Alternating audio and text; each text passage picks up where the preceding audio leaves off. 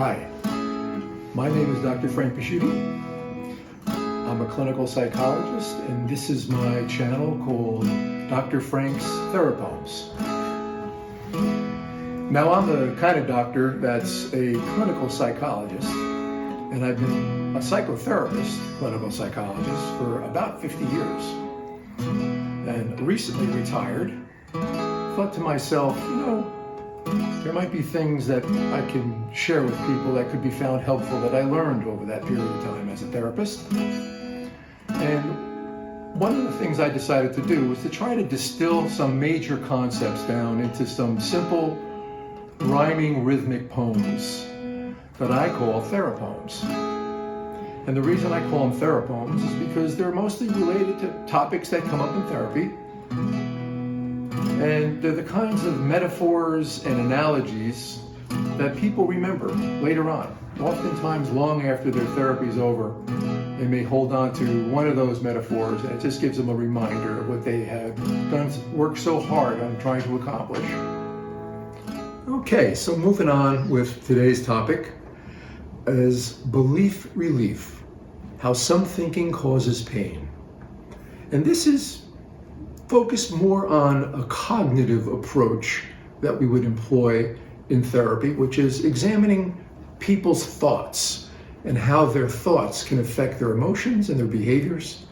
And as I mentioned in a previous episode, some of those thoughts they can be aware of, and some of those thoughts they might not be aware of. They may have been programmed, and they may not even realize how much they absorbed, from parents or other sources in their lives, and then you go about acting on those.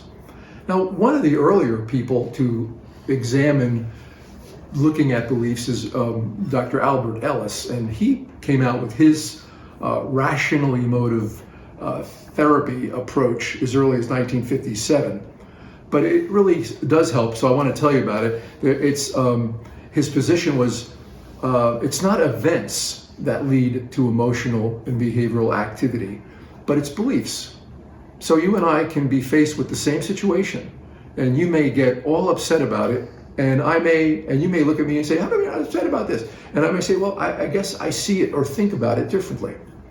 And it's just a matter of, it might not be that I'm trying to deny what's going on. It may be that I'm filtering this in a way that maybe I put myself through less, like emotional reaction. Alternatively, maybe most people would say, this is something that you should be upset about. And most people are. And why are you, maybe you look apathetic, or you really can't do anything about that anyway. That's my belief, so I'm not going to take any action. And maybe I go passive, and who knows. But Albert Ellis had what he called the ABCs of using his approach.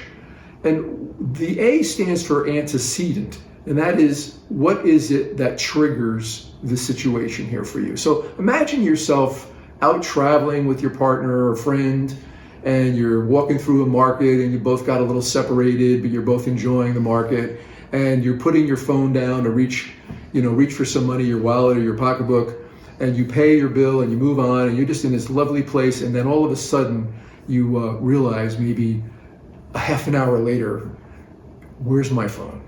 Where's my phone? Oh my gosh, where's my phone? So you hustle back and you ask the person, have you seen my phone? And they say, no, we haven't seen your phone. And now you're saying, oh my God, somebody stole my phone. And you get all upset. I got my pictures on there. All my everything else in my life, my phone is my lifeline. And later on, you maybe got separated from your friend at that point, who saw you over at that stand and happened to see afterwards, when he or she walked by, that your phone was there, and thought, oh, well, she forgot her phone, or he forgot his phone, picks it up, puts it in his pocket. But you run into them a little bit after this this trauma you're experiencing, and he says, or she says, you left your phone at that stand, and I got it for you. And then you realize, oh my gosh, I had that whole emotional reaction based on my thinking my phone was lost or stolen. And that would be the consequence. So the A is the antecedent. What's triggered this? The consequence would be getting very emotionally upset. But the belief that drove that was, I thought somebody stole my phone. I thought I lost my phone. Now, it's understandable, but it's a very, but this could go on in any way. Like, in other words, if somebody was like nodding out while I was giving a talk, I might think, hey, just don't think I'm very good. And that might be my beliefs and how I process what's going on or how I see that situation. So Ellis had an idea that, the way to go with this is to examine people's beliefs, help them understand that their thinking can change. And another previous episode I just had was on psychological types, where we talked about some people are more inclined to thinking and they're very cognitive and very cerebral, and others are maybe more inclined towards leading with feeling. But in either case, we all have our thoughts about situations, and sometimes maybe we need to reconsider and air them out, especially if we're not aware of them. I want to read you a poem. It's called A Grumpy Remedy. I saw a man with more than me. It seemed his life was blessed. And then I felt some jealousy, and in my thoughts expressed, life's so unfair, he has so much and I'm just getting by. With folks like me, he's out of touch. There's nothing he can't buy. I also saw a man whose life was filled with hurt and shame. I figured he deserved his strife. He brought down his own name. Another man is in the news and seems so virtuous.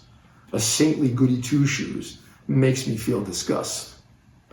And hearing politicians spin the lies that I disdain, I hear myself just shouting out, you're greedy and you're vain. And then I realize suddenly, when thinking in these ways, I get depressed and tend to be so grumpy on most days. I try now to feel happiness for people doing well, compassion for those having less, whose lives may feel like hell, to learn to trust the virtuous and see how selflessly they give so much to all of us and do so lovingly. I've learned to not give rogues free rent to occupy my head, nor waste the thoughts I could have lent to other things instead. I now work trying to reframe the way I was viewed, and found that it's a remedy that heals my grumpy mood.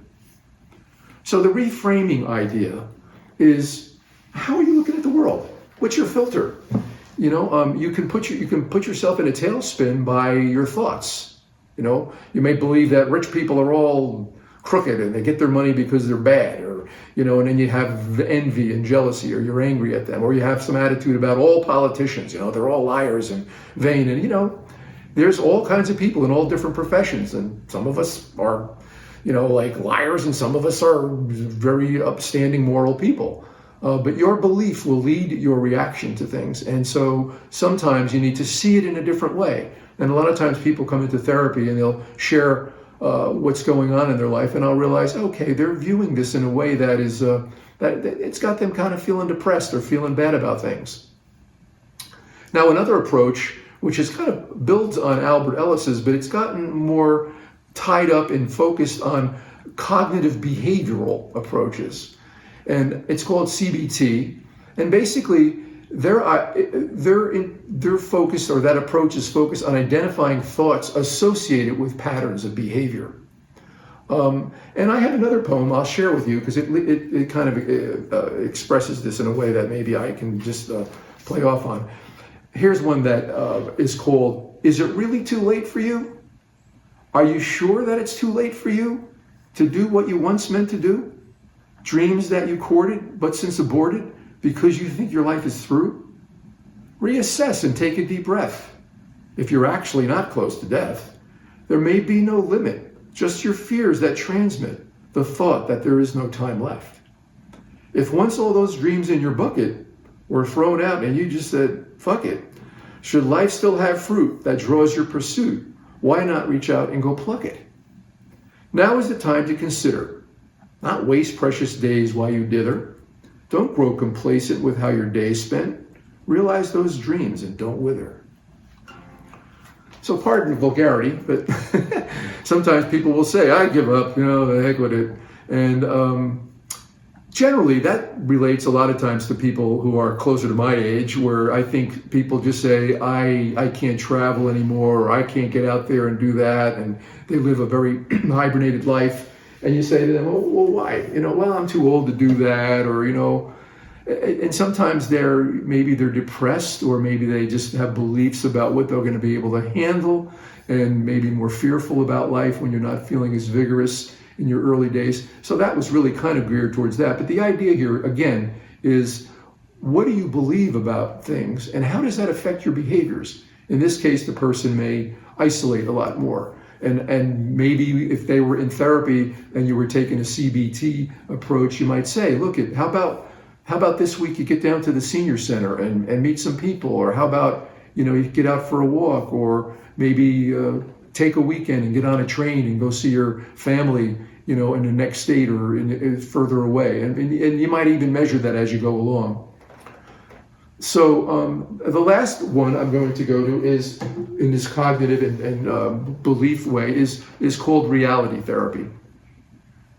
And reality therapy came out in the 70s, but I found it really helpful. And this one is interesting in that it's kind of a challenge. There's more emphasis on personal responsibility, and maybe sometimes you might have a friend who will do something and say, "What were you thinking?" Well, I thought that this would work out. I thought this would be a good idea. Maybe I'm going to put that money on that stock or in this business. And you say, well, that might have benefited a little bit more forethought, I worked for a number of years with adolescents in group homes, and many times they're, if they would even come and talk to me, which frequently there's like treatment resistant, if you will. But I remember actually when I first started doing some training, I went to a workshop up in Massachusetts, and the person who was running it said, if you get real young adolescents, like 13 and 14, he said, put them on your waiting list until they're 16, because they get more rational, which I got a kick out of. But there's a difference. The pre-adolescent stage and 16, there is an element of, being able to sit across from the therapist and communicate. Some kids are more mature at earlier ages. But I found that a lot of these young men and women I was working with in these homes, away from family, maybe they were abused, or they just didn't get the guidance that many of us were blessed to have. They'll conjure up ideas about what they're going to do with their life, it's kind of like partially baked ideas. And so you want to sort of sit with them and not like be judgmental, but find a gentle way to say, let's talk that through a little bit, because maybe there's other things you could do here more wisely as you approach this. And a lot of it is to maybe challenge their thinking, and not to like be overly critical and snuff out that candle of an idea before it becomes a flame. But you have to understand that some of these thoughts are so embraced and maybe not even realized that people operate on them. And I'll give you an example of how, when a number of groups are very influential in how people start identifying with certain beliefs. And we know that running therapy groups are very effective in changing attitudes and beliefs, because you can hear in a very intimate way, everybody keeps the information to themselves. You might find you're opening up in a way that you do that you don't do with other people, but you also hear what they think. And that's helpful, because sometimes people just mirror back, or you're immersed in a group, family, whatever, who all think the same way. And so you're not being challenged, or you're so entrenched in your group or your tribe that you don't hear the other side, which can help you maybe change how you think. But here's one that I call we herd, and the herd is H-E-R-D. Our minds made up, and that relates, by the way, to this visual. Our minds made up. Our eyes are closed. We believe what we hear. We don't check its validity. We're blinded by our fear. We swear by false conspiracies about outrageous deeds. Despite their unrealities, we follow where they lead. Someday, like frightened buffalo, they'll herd us off a cliff, and then butchers with their knives below will make our hides their gifts. So you get groupthink a lot of times, and some people, are very trusting. On the other side of that continuum, it might be gullible. But I think these days, with the influx of information over the years recently with the internet, one of the things I would be teaching school children is how to investigate numerous resources before they embrace a thought. Because I think, and even sometimes politically, where there's so much division these days, I think it's good to hear the other side. You may not change your mind, but sometimes it's important in trying to be empathic or compassionate for others who are in situations you don't have. But it does help, because if you're constantly listening to people talk about what you've already heard, you're going to end up with what we call confirmation bias. You want to talk to people, be around people who confirm what you already think. And that can lead you into just spinning your wheels in a cul-de-sac of ideas. So I would encourage you to examine your thinking, run it by people, and welcome it in a positive way. If somebody can say, hey, it sounds like, I also can say, I remember one of the children I was working with saying, I'm just not so smart. My sister was a lot smarter than me, and I thought, is that really true? Does that really shake out? I mean, if we did an IQ test, is that really going to be that way? Or are you using that maybe to not have to work so hard in school? Or is it because you think that maybe you feel like nothing's going to come of it if you believe you're not smart? And I also coached for a while, where I worked with young men who believed they couldn't do things. And I had, interestingly, I was involved with track, and I was trying to coach an event I never did. It was called a high jump. And I had a good friend who was a college coach, and he gave me the newest information about how to understand the not the Fosbury flop, but the flop. It was going backwards and throwing your legs up, as opposed to the straddle, where you kind of approach the bar in a different way. So I was really, trying to help these young guys. They were like, first and second year in high school. And I remember a lot of it was about dealing with their self-limiting thoughts. And I said, you guys can jump. If I get you to jump up in the air and touch a spot on the wall, you get up off the ground, you got hops, kind of a thing. But they needed a lot of support and encouragement to believe in themselves. And then, of course, they get results, and then it starts, okay, yes, I guess I can do this. And it was very rewarding for me, and actually preceded my deciding to become a psychologist, because I thought, wow, the mind's pretty darn powerful. If you get people to believe things differently, sometimes they exceed their own expectations, or they're limiting themselves, and they need other people to point out, hey, you are a smart person, you are a good athlete, you are a nice social person. And it's good to give good feedback and not just pump sunshine all the time. But people need to get that mirrored back to them. And so that is all I have to say. But if you have beliefs that are causing you discomfort or pain, or you want to look at how they're limiting you in life, maybe run it by a friend. You don't necessarily have to get into therapy, but there's people who maybe have the ability to give you feedback in a way that's constructive, and you don't feel criticized, but it's helped. Thank you for tuning in, and I'll see you next time. Oh, one last thing before I go. This is a community space, and I welcome any thoughts you might have, comments or suggestions about future episodes. You'll see my email posted at the end of the credits. And I'm hoping that some of the poems and the information may have struck a chord with you. And speaking of chords,